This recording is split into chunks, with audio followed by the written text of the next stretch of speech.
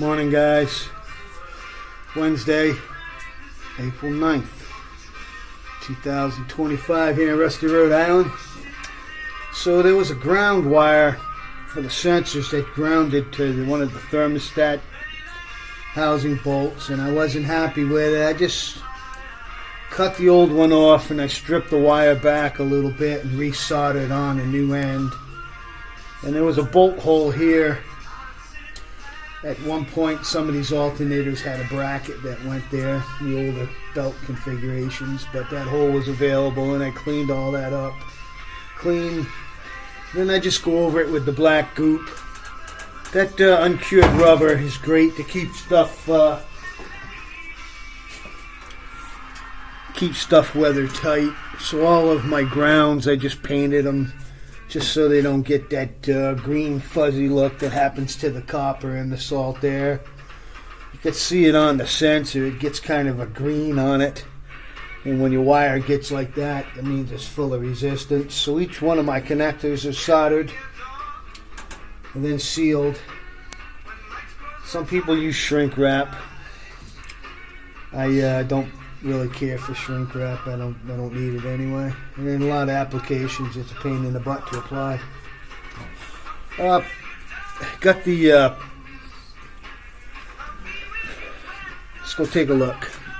It's hard to explain. I'll have to show you. Did I say cheers? Let's go out and take a look. So I'm tightening up the nuts on the visor. I put the visor back on. I finished the brass nosing and everything. I shortened these bolts up. I don't know, I only had like 3-inch carriage bolts. So I shortened them up and it's helping now, tightening it up. So I don't always have what I need in stock, but I can usually make it. You know, if the bolt's too long, you can always cut it off, right? I'm gonna run all the way to buy short bolts. I use what I have. Always have. I go to the bolt bin, go to the buckets. I've got buckets of bolts where I took cars apart and held on to the stuff. So those of you who don't know, this truck, I took this cab and put it on a 1990 K1500 that I've owned since like 93, I think it was. 232,000 miles. Motor still runs good. Had a timing chain put in about 150,000, so I'll probably due for another timing chain, pretty close. Imagine putting a second timing chain. But since the oil was changed regularly, it's held up well. I call it the Rhode Island Iron Worker truck. It's dedicated to the iron workers in this area that did all the beautiful work on the iron gates and stuff in this area back in the day when people would put these huge iron gates up. You can see we've got the up in place. Oh no, I just noticed that my wing's bent. Oh no, I think the wing on my trophy got bent somehow. I got a couple more somewhere. Got the nosing on.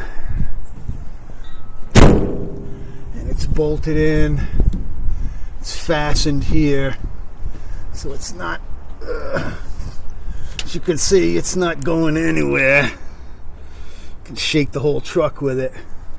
It's not going anywhere, bro. So that's put back together again. So that's one more completed project. I don't know why I take on stuff but that was something I was going to do this summer. I just got it done a little early. Going to be putting the front license plate on the van truck. I want to take that out for a drive. Get the brakes. Just getting rusty brakes and stuff, you know. I want to move the gear all around, you know, get the moisture out of the motor, take it for about a Probably take it for about a 20-mile ride up the highway, 10 up, 10 back at speed. And that'll be good for it. Move the oils around. Helps to get the moisture out of the engine and any other oils that might got a little moisture in it, because the heat will evaporate it. You see what's going on here, guys? Heading back in.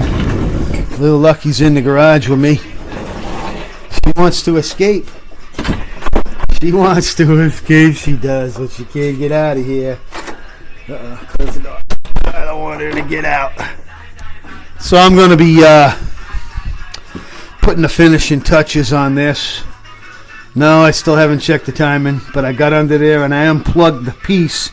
So now I can put the timing light on it and check that. I'll get it done today. I swear I will.